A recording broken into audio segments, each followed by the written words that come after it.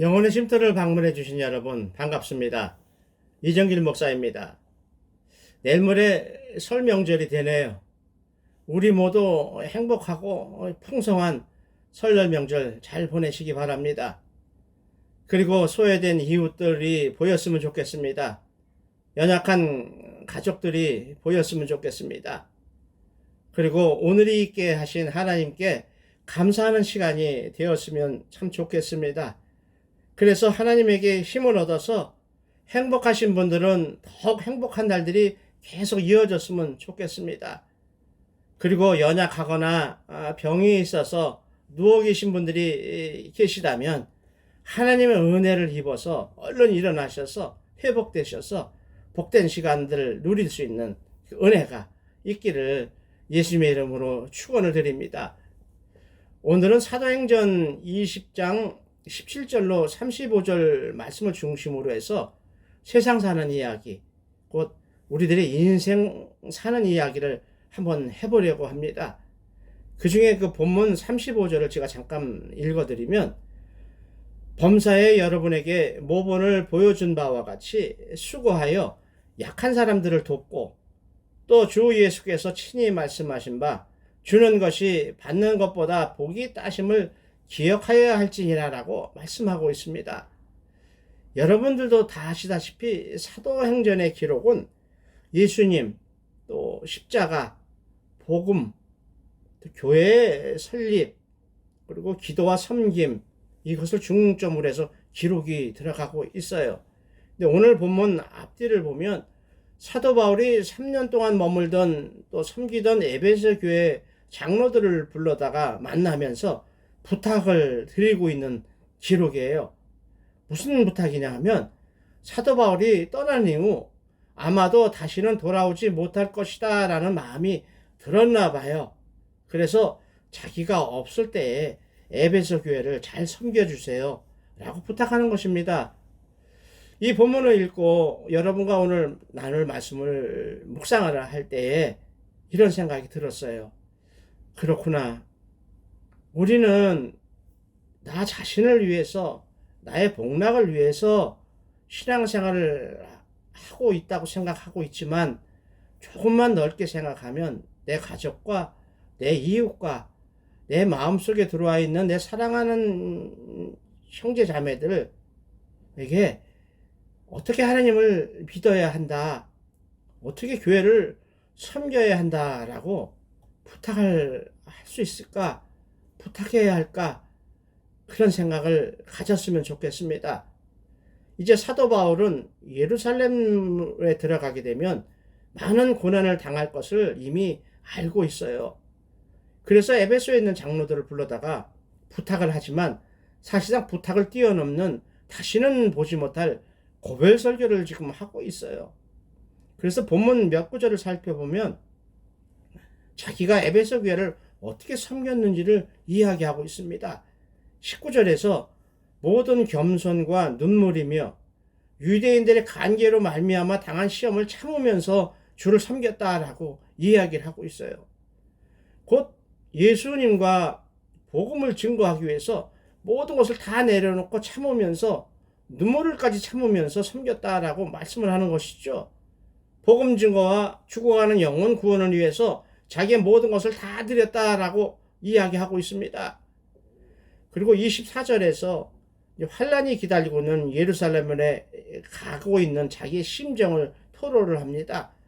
내가 달려갈 길과 주 예수께 받은 사명, 곧 하나님의 은혜의 복음을 증언하는 일을 마치려 하면은 예수님께서 이방인의 사도로 세워주시고 자기에게 부탁하신 복음 전하는 사명, 십자가를 증거하는 사명을 마무리하는 이 마음이 들었지요. 이제 다시는 에베소 돌아오지 못하는 것을 알기 때문에 그렇죠. 그리고 앞으로 이어질 사역도 알지요. 순교까지 생각하고 있는 것 같습니다. 그래서 예수님께 받은 사명을 감당하는 일에 있어서는 어떠한 환난 핍박은 둘째치고 내 목숨까지도 귀한 것으로 여기지 않겠다라고 결연한 의지를, 사명에 대한 불타는 강하고 담대한 마음을 고백하고 있는 거죠. 참으로 같은 신앙인으로서, 같은 주의 종으로서 참 부럽기만 한 신앙 고백입니다. 역시 이 기독교인을 막 죽이고 예수님을 대적하던 유대교 극산주의자, 아주 열성주의자, 결국 스데반 집사까지 돌로 때려 죽이는 일에 앞장섰던 사울이라는 청년, 지옥에나 갈 뻔했던 사람이었지만 결국은 하나님의 은혜로 말미암아 다메섹 도상에서 예수님을 만나서 용서받고 회심하고 이방인의 사도로 세워진 사명자다운 신앙 고백인 것입니다. 그러면서 마지막으로 내가 떠난 이후에, 자기가 에베소 교회를 떠난 이후에 사나운 이리들이 여러분 교회에 들어와서 성도들을 막 괴롭힐 것이다. 또 여러분 중에서도 그 성도들 중에 자기 사람 만들려고 어그러진 말을 하는 사람들이 생겨날 것이다. 조심하셔야 됩니다. 라고 지금 경고하고 권면을 하고 있는 것이죠. 어그러진 말, 하나님의 말씀이 아닌 쓸데없는 욕심을 채우기 위해서 하는 그런 말을 해서는 안 된다라고 말하는 것이죠. 거짓 선생들이라고 하는 사람들이 들어와서 교회를, 성도들을 미혹할 것입니다. 소위 바른 복음, 하나님이 주셨던 복음이 아니라 또 다른 이상한 변질된 복음을 전하는 사람들이 있을 것이다. 또 유대주의자들이 있을 것이다. 할례 받아야 되고 이러는 것을 이신칭의로 구원받지 못한다. 사도 바울은 가짜다. 라고 하는 그 미혹이 있을 거라는 이야기죠. 그래서 자기가 밤낮 쉬지 않고 눈물을 흘려가면서 사역한 것을 본받아야 합니다. 라고 말씀을 하는 것입니다.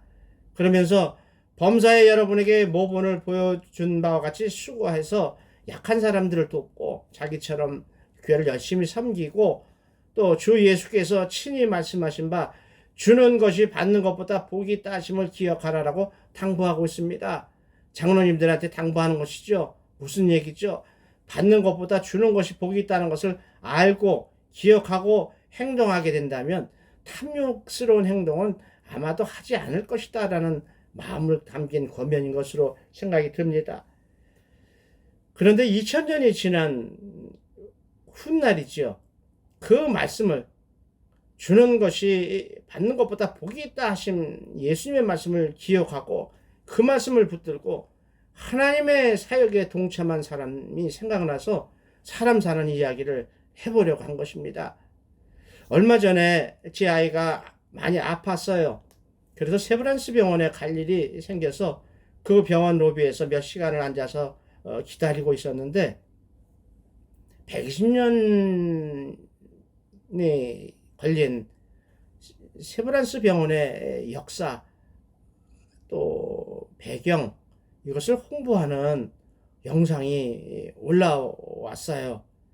참 그것을 이렇게 몇 번을 봤는데 얼마나 감동을 받았는지 그때 느낀 감동을 여러분과 한번 나누고 싶어서 오늘 이 말씀을 준비했어요. 사람이요, 살아가는 방법은 다양하지요. 사람마다 다 살아가는 방법이 달라요. 추구하는 것도 다르고 목적하는 바도 다 달라요. 그래서 어떻게 살아야 성공한 인생입니까? 라고 물어본다면 거기에 대한 질문을 하기가 쉽지가 않지요. 그래서 결론부터 말씀드려보면 오늘 세상 사는 이야기의 주인공은 오늘날 세계적으로 아주 유명한 그렇게 큰 병원으로 발전한 세브란스 병원이 생겨나도록 그 밑거름이 되어준 사람, 세브란스라는 사람의 이야기를 나누고 싶은 것이죠. 서울 신촌에 있는 세브란스 병원이 많지만 신촌에 있는 병원이 본 병원이죠. 첫 번째. 그 병원에 들어가면 병원 입구에 흉상, 가슴까지 있는 동상이 있죠. 그 세브란스 병원이 생겨나기까지 참 인생 전체를 들여서 헌신한 분들 중에 4명을 그 동상을 만들어서 있어요. 하나, 첫 번째가 언더우드 목사님이죠. 또 하나는 알렌 선교사, 의료 선교사 알렌 선교사입니다. 그리고 또 한 분이 에비슨 선교사입니다. 그리고 세브란스 장로라고 하는 분입니다. 참으로 하나님께서 연세대학교, 또 의학대학이죠. 의과대학, 또 세브란스 병원을 통해서 우리 조선민족을 한국 사람들을 가르치고 고치고 먹이고 세우신 하나님의 은혜에 다시 한번 감사하지 않을 수가 없었습니다. 그러면 예수님과 복음은 어떤 방법으로 해서 우리나라를 이렇게 부흥시켜 주셨을까요? 역사를 잠깐 더듬어 보면 1892년에 캐나다 토론토에서 젊은 목사 한 사람과 젊은 의사 부부가 만납니다. 어느 누구도 만날 수 있는 평범한 이 만남이 오늘의 한국이 있게 하신 하나님의 섭리였었다는 것을 그때 당사자들도 아마 몰랐을 겁니다. 이 평범한 만남은 대한민국의 역사를 완전히 바꿔놓았습니다. 그들이 바로 언더우드 선교사와 에비슨 선교사 부부인데요. 그 에비슨 선교사 부부는 1893년에 캐나다에서 선교 보고를 했던 언더우드 선교사의 선교 보고를 들으면서 이건 하나님의 소명이야. 하나님이 나를 부르시고 계셔 라고 하나님의 말씀으로 받아들였다고 했습니다. 그래서 그 즉시 가족 모두가 조선으로 아예 오는 것이죠. 그 에비슨 선교사는요, 당시 33살인데 아주 인텔이죠. 그래서 캐나다 토론토 의과대학의 교수를 했다 그랬어요. 그리고 토론토 시장 또 상류층의 주치를 맡을 정도로 상당히 그 실력이 있고 부유하고 행복한 삶을 누리던 인생을 보장받았던 그 모든 것을 다 포기하고 아무것도 없는 나라, 흑암 속에 있었던 나라, 굶어서 죽어가고 있는 나라 조선에 온 것이지요. 그리고 조선에 오자마자 온나무 수에 옷을 타서 알레르기로 고생하던 고종임금, 고종 황제를 단번에 낫게 한 공로를 인정받아서 지금의 세브란스 병원의 옛날 이름 제중원을 인수받아서 운영하게 됩니다. 그리고 나서 그가 약 한 10년 후에 미국 뉴욕에 가서 선교 보고를 할 때에 미국에서 어마어마한 후원금을 받게 되는 사건이 벌어집니다. 그 에비슨 선교사가 1900년도 4월 달에 미국 뉴욕에 가서 조선 선교 보고를 하던 중이었습니다. 다른 나라에 파송됐던 많은 선교사님들이 앞에 서서 순서대로 선교 보고를 쭉 하고 있었는데 에비슨 선교사님 선교 보고할 차례가 됐는데 정전이 된 거예요. 전기가 나간 거예요. 그러니까 마이크가 안 되잖아요. 그러니까 저 넓은 홀에 2층 저 맨 뒤에 안 들릴 것 같으니까 에비슨 선교사는 그분이 들릴 정도로 이 막중한 사명, 조선의 열악한 환경을 이 선교의 목적을, 이유를 설명을 해야 되니까 아주 큰 소리로 외치기 시작했어요. 그리고 저 뒤에 있는 분이 들리나 안 들리나 맨 뒤에 있는 분을 계속 쳐다보면서 큰 소리로 선교 보고를 하기 시작했어요. 마이크가 안 되니까 육성으로 해야 되니까 큰 소리로 했겠죠. 그런데 이 지금 맨 뒤에 앉은 사람은 아니 저 사람이 왜 나를 쳐다보고 저렇게 큰 소리를 지르고 있나 궁금했지요. 이상했지요. 마이크가 있을 때 평소에 선교 보고하고는 완전히 모양이 다르지요. 왜 저렇게 소리를 지르고 나만 쳐다보고 소리를 지르나 했겠지요. 그래서 궁금해서 도대체 무슨 소리를 하는 거야. 그래서 신경을 쓰고 잘 들었다고 했어요. 그러다가 아주 멀고 먼 이국 땅 조선이라는 땅에 아직 예수님도 모르고 교회도 없고 진짜 동물처럼 굶주리고 헐벗고 사는 사람들이 많이 있어요 라고 외치는 에비슨 선교사의 조선 선교 보고를 들은 세브란스 장로는 하나님 주시는 감동을 받아서 에비슨 선교사에게 이렇게 고백을 합니다. 선교사님, 내가 모든 것을 책임지고 다 후원을 할 테니 이 미국이나 캐나다의 복음과는 뒤지지 않을 정도로 훌륭한 학교와 병원을 세워서 운영을 해주세요 라고 후원을 약속하게 됩니다. 그는 당시에 하나님의 일을 많이 하던 세계 최고의 부자 록펠러, 그의 친구이자 부자였던 세브란스 장로님이었습니다. 그래서 그분이 주신 돈으로 당시 서울역 앞에다가 세브란스 병원을 세웠고 연세대학교의 시작이었던 연희학원을 설립할 수 있었다고 교회사는 기록을 하고 있습니다. 이렇게 아무것도 없었던 조선의 있어야 할 물질, 사역에 필요한 물질을 언더우드 선교사를 통해서 에비슨 선교사에게 전하게 됐고, 그 에비슨 선교사를 통해서 세브란스 장로에게 듣게 하시고, 또 세브란스 장로를 감동시키셔서 준비하게 하시는 하나님의 섭리에 놀라지 않을 수가 없습니다. 감사하지 않을 수가 없습니다. 그리고 후원에 감사하다고 인사하는 에비슨 선교사에게 세브란스 장로는 이렇게 이야기했다고 합니다. 예수님이 말씀하신 것을 기억한 거지요. 주는 것이 받는 것보다 복이 있다라고 하신 말씀을 기억하면서 주는 나의 기쁨이 받는 당신의 기쁨보다 큽니다라고 전해지고 있습니다. 얼마나 감사하고 얼마나 부러운 고백인지 모르겠습니다. 혹시라도 돈을 많이 후원한 사람이라고 칭찬하는 거 아니야? 라고 오해는 안 하셨으면 좋겠습니다. 어차피 성경에 나오는 선지자들이나 사도들이나 또 선택받은 집사님들이나 그 따르던 여인들도 각각 맡은 바 맡긴 직분이 달랐을 뿐이지 모두 하나님을 사랑한 사람들이었습니다. 그래서 하나님을 믿었던 사람들입니다. 하나님을 증거한 사람들입니다. 지금도 교회를 다니고 예수님을 구주로 영접하고 예배로 또 삶으로 예수 그리스도를 증거하는 여러분들이 바로 하나님의 일을 하는 사람들이라고 말씀을 드리고 싶습니다. 또 성경을 보면 하나님의 일에 자기를 드린 분들이 참 많아요. 자기 집을 들여서 빌립보 교회를 세운 빌립보 성에 루디아라는 사람이 있었습니다. 또 자기 것을 나눠주기를 너무나 기뻐하던 초대교회 성도님들이 있었습니다. 또 누가복음 8장을 보면 여인들이 자기 소유로 예수님과 12제자들의 사역을 도왔다고 기록을 하고 있습니다. 요한 3서를 보면 복음을 전하는 전도자들, 주의 종들에게 숙박, 자고 먹을 거, 또 그들의 필요를 도우면서 사랑하는 자여 내 영혼이 잘됨 같이 내가 범사에 잘되고 강건하기를 내가 간구하느라라고 칭찬을 받은 가이오라는 사람도 있었습니다.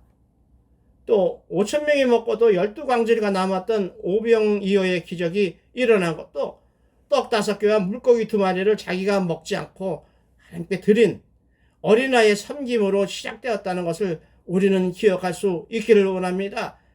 나의 작은 헌신이, 나의 작은 기도가 하나님의 일을 이루는 시작이 된다는 것을, 밑거름이 된다는 것을 다시 한번 깨달았으면 좋겠습니다.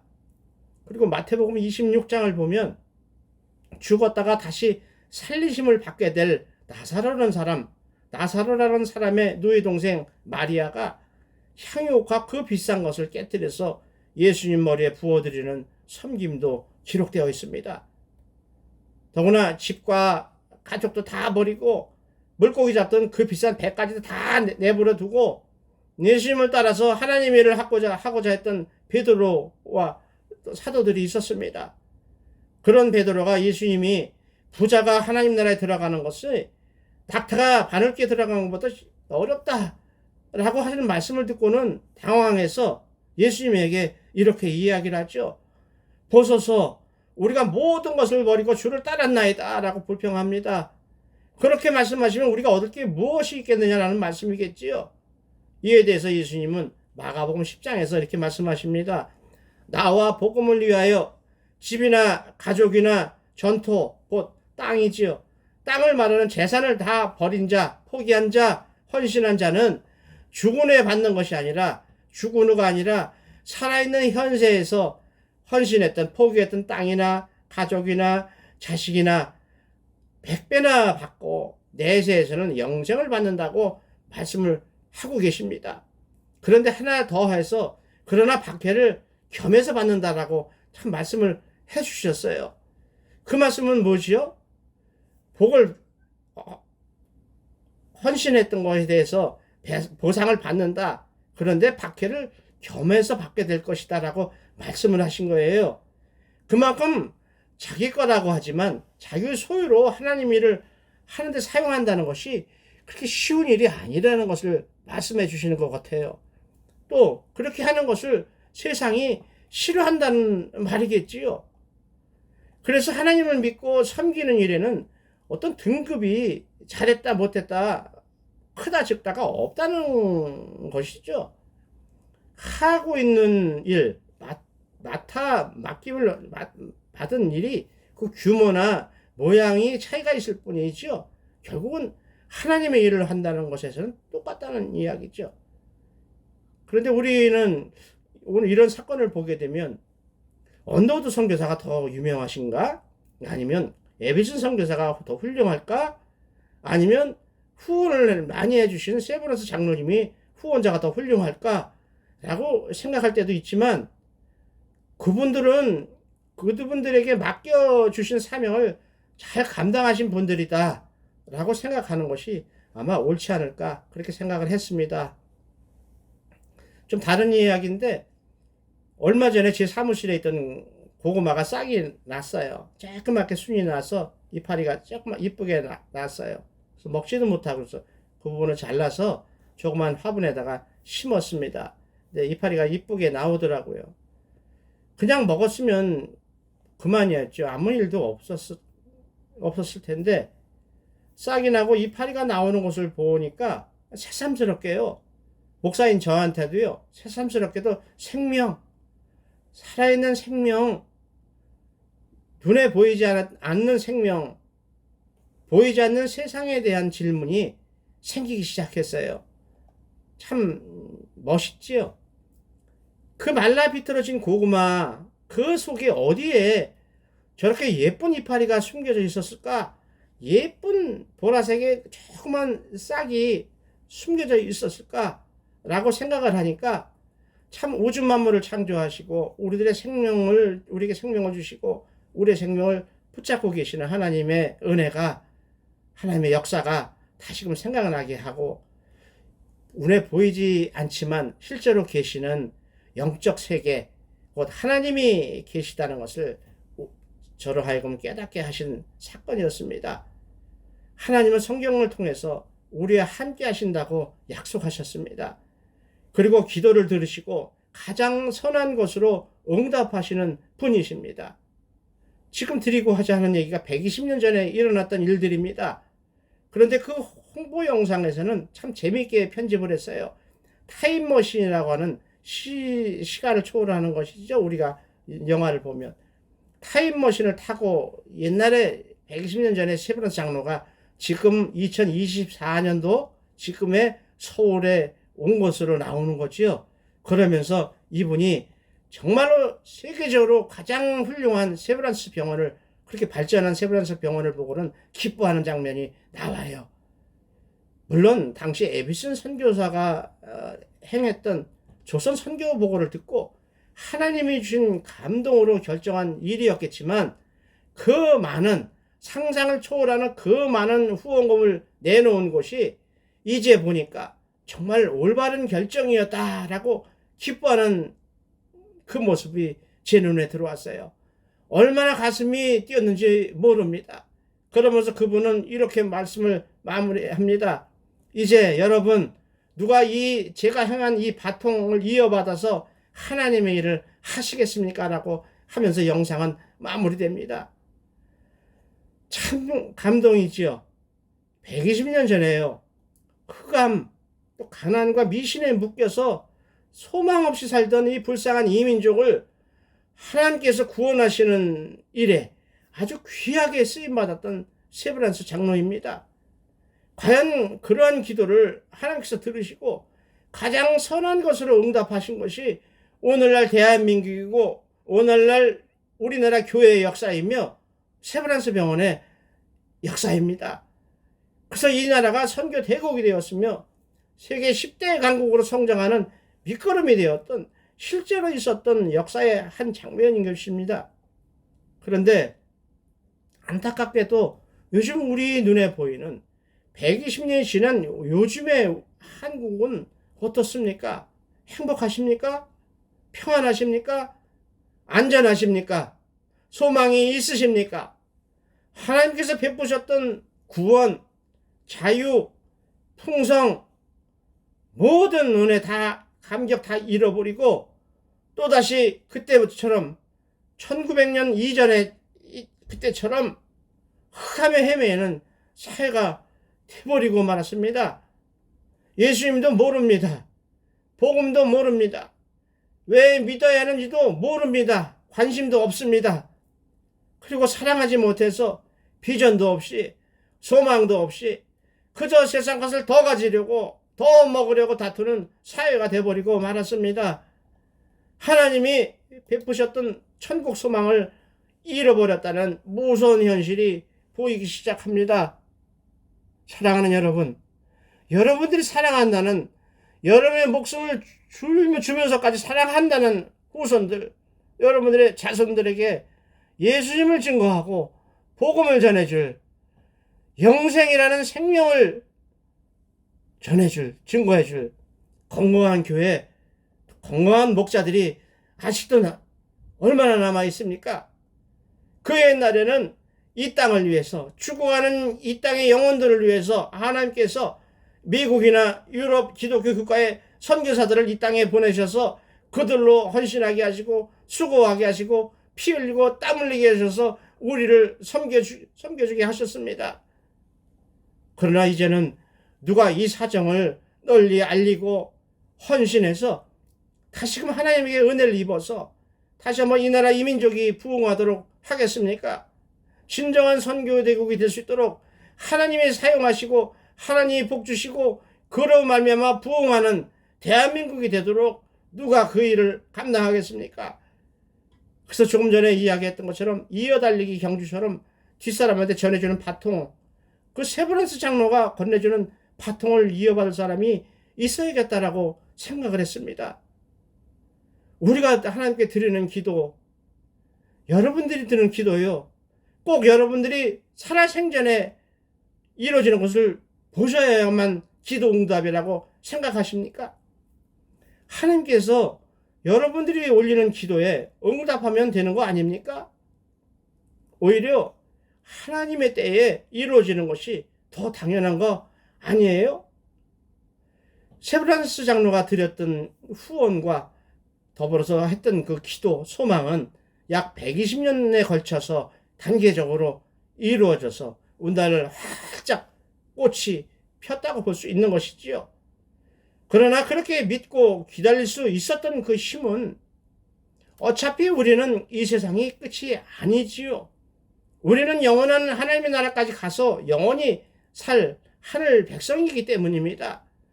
여기가 끝이 아니기 때문에 우리는 우리 이후의 시간까지도 기다릴 수 있고 믿을 수 있다는 것이죠. 그래서 우리들이 드리는 기도, 우리들이 행하는 헌신을 보시고 하나님께서 우리 좁은 시야가 아니라 넓고 더 광대한 모든 곳에서 일하실 것을 우리가 기도하고 또 소망했으면 좋겠습니다. 우리가 순수하게 욕심 없이 진정으로 하나님을 사랑하는 일, 또 믿음의 공동체라고 하는 교회를 사랑하면서 섬기는 일, 예수님께서 우리에게 주셨던 말씀을 붙들고 지켜가는 믿음, 그리고 우리의 자손들, 후손들을 위해서 섬기고 양육하고 기도하는 그 모든 일이 하나님을 사랑하는 일, 곧 세브란스 장로가 이야기했던 그 하나님의 일을 바통받는 그 일이 될 것이라고 저는 말씀을 드리고 싶습니다. 우리 모두 힘을 내시기 바랍니다. 특히 연약한 분들 힘을 내시고 일어나시기 바랍니다. 하나님이 함께 하시면 모든 것이 이루어질 줄로 믿습니다. 그러한 분들에게 하나님은 애썼다, 내 종아, 네가 충성한 것을 내가 기뻐하노라라고 칭찬하시면서 더불어 하늘에 큰 상급이 쌓일 것을 믿음으로 붙드시기 바랍니다. 잠언서 19장 17절에서도 말씀하십니다. 가난한 자를 불쌍히 여기는 것은 여호와께 구워드리는 것이니 그의 선행을 그에게 갚아주시리라라고 선포하고 있습니다. 여러분들은 무엇으로 하나님께 구워드리는 일을 하시겠습니까? 그래서 자손 대대로 하나님께서 갚아주심을 받아 누리시겠습니까? 그런 말미암아 평강, 풍성함 속에 살아가는 믿음의 명문 가정들이 다 되시기를 우리 주 예수 그리스도의 이름으로 축원을 드립니다. 하나님 오늘도 말씀을 허락하시니 감사합니다. 그리고 함께 해주신 여러분 사랑합니다. 다음 시간에 뵙도록 하겠습니다. 감사합니다.